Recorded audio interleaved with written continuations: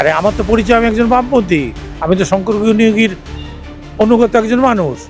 কিন্তু বিজেপির বিরুদ্ধে লড়াই করতে গেলে আমাকে তৃণমূলের প্ল্যাটফর্মটা দরকার ছিল। আমি সেই প্ল্যাটফর্মে দাঁড়িয়ে আমাকে লড়ার সুযোগ দিয়েছে, আমি লড়েছি। বিধায়ক পদ চলে গেছে, আবার অন্য কোথাও কেউ ডেকে নেবে, আবার অন্য কোনো অঙ্গনে দাঁড়িয়ে লড়াই করব মানুষের জন্য। এইটা তো আমার খেলার মাঠই নয়। ওহো, আপনি ফুটবল প্লেয়ার, আপনাকে ক্রিকেট মাঠে, তো যতক্ষণ আপনি মাঠে ছিলেন ওটাই তো আপনার পাওনা। গতকাল তৃণমূল কংগ্রেসের প্রার্থী তালিকা ঘোষণা হয়েছে। 291টি আসনে প্রার্থী তালিকা ঘোষণা করেছেন মুখ্যমন্ত্রী মমতা বন্দ্যোপাধ্যায় এবং অভিষেক বন্দ্যোপাধ্যায়। তাতেও বাদ পড়েছে একাধিক বিধায়কের নাম। অনেকে বিক্ষুব্ধ, অনেকে আবার হতাশ হয়েছে।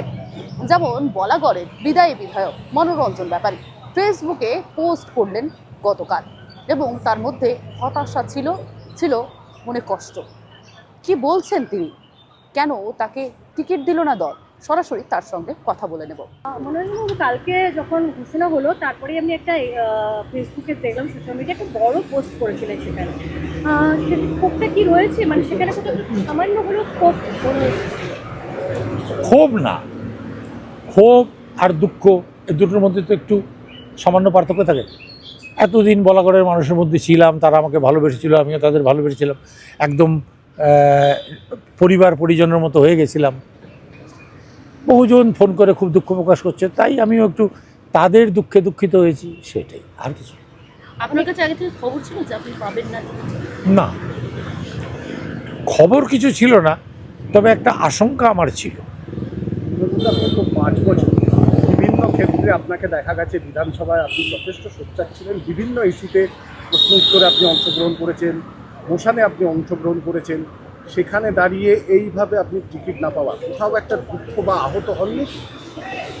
এইটা তো আমার খেলার মাঠই নয়। ওহো, আপনি ফুটবল প্লেয়ার, আপনাকে ক্রিকেট মাঠে, তো যতক্ষণ আপনি মাঠে ছিলেন ওটাই তো আপনার পাওনা। ক্রিকেট মাঠ হলো, ফুটবল প্লেয়ার এখন ক্রিকেট মাঠ হলো, আপনি তো আমি আমি একজন লেখক মানুষ, রাজনীতি সচেতন মানুষ, সমাজ দরদীও যদি বলেন আপনারা বলতেও পারেন।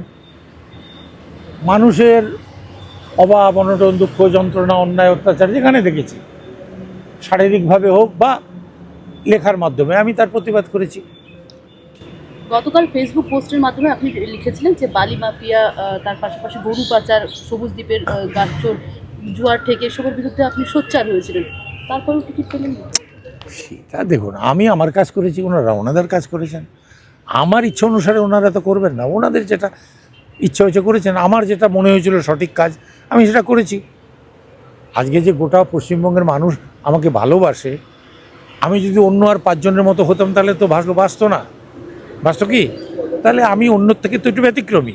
তো বিধায়ক হয়েছি, বিধায়ক পদ চলে গেছে, আবার অন্য কোথাও কেউ ডেকে নেবে, আবার অন্য কোনো অঙ্গনে দাঁড়িয়ে লড়াই করব মানুষের জন্য। দল করবেন নাকি লেখায় থাকবে? আমি একটু আগে বললাম না, আমি রাজনীতি সচেতন একজন ব্যক্তি। আমার লেখাতেও রাজনীতি থাকে, বলাতেও থাকে, যে কাজটা করব সেটার মধ্যেও রাজনীতি থাকে। ফলে কোন দলে রইলাম কি না রইলাম, আরে আমার তো পরিচয়, আমি একজন বামপন্থী, আমি তো শঙ্কর নিয়োগীর অনুগত একজন মানুষ। কিন্তু বিজেপির বিরুদ্ধে লড়াই করতে গেলে আমাকে তৃণমূলের প্ল্যাটফর্মটা দরকার ছিল। আমি সেই প্ল্যাটফর্মে দাঁড়িয়ে আমাকে লড়ার সুযোগ দিয়েছে, আমি লড়েছি। আমি পুঁজিবাদ, ব্রাহ্মণ্যবাদ, সাম্প্রদায়িকতা, পুরুষতন্ত্র, এসবের বিরুদ্ধে আমার লড়াই। যে প্ল্যাটফর্মে মনে করবো যে এখানে দাঁড়িয়ে আমি একটা তাগড়া ঝাটকা ওদের দিতে পারবো, সেখানেই দাঁড়িয়ে লড়বো। আপনি যে কালকে লিখেছেন, ওই যে কথাটা বললাম, আমি তার প্রসঙ্গে বলছি, আপনি বিভিন্ন যে অবৈধ কাজকর্ম বন্ধ করেছিলেন, সেই কারণেই কি আপনাকে প্রার্থী করা হলো না, এরকম কোনো ব্যাপার আছে? আমি ওই নিয়ে কিছু বলবো না। ওটা নিয়ে দেখুন, মানুষ তো কেউ বোকা না, সবার বুদ্ধি আছে, বিবেচনা আছে, সব কিছু নিয়ে সবাই ভাবতে পারে। আমার মুখ থেকে একটা কথা বলি, আমাকে অপরাধী বানানো কেন? রাজনীতিটা করবেন আবার সেই ঘুরিয়ে ফিরে রাজনীতি সচেতনতা আলাদা, আমি রাজনীতিটাই তো করছি।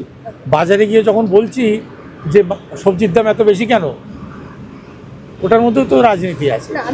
রাজনীতি মুক্ত তো না। তৃণমূল কংগ্রেস আমাকে রাখবে কি? আগে আপনাকে ওই প্রশ্নটার জবাব দেন। আপনার ওখানে যিনি প্রার্থী হয়েছেন তার হয়ে আপনি প্রচারে নামবেন? দেখুন, ওই প্রার্থীকে চিনি না, তৃণমূল কংগ্রেসের আর কোনো নেতাকে আমি চিনি না। আমি চিনি মাননীয় মুখ্যমন্ত্রী মামাটি মানুষের নেত্রী মমতা ব্যানার্জিকে। ওনার আহ্বানে আমি এই দলে এসেছিলাম।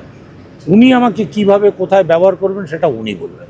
আপনি বললেন আপনি বললেন রাজনৈতিক বামপন্থী- সচেতন, অন্যদিকে আপনি লেখক মানুষ। তৃণমূল দল সম্পর্কে আপনার মূল্যায়ন কি এই 5 বছর? মূল্যায়ন এটাই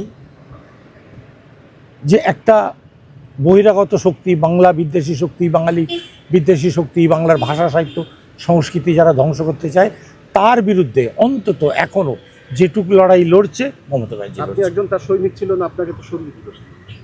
আরে বাবা, আমার লড়াইটার থেকে কে আমাকে মুক্ত করলো?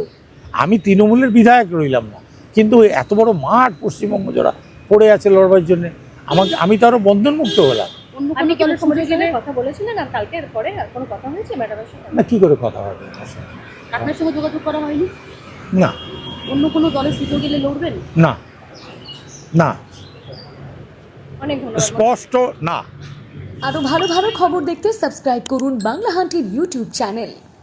বাংলা হান্টের আরও খবর দেখতে নজর রাখুন। বাংলা খবর মানেই বাংলা হান্ট।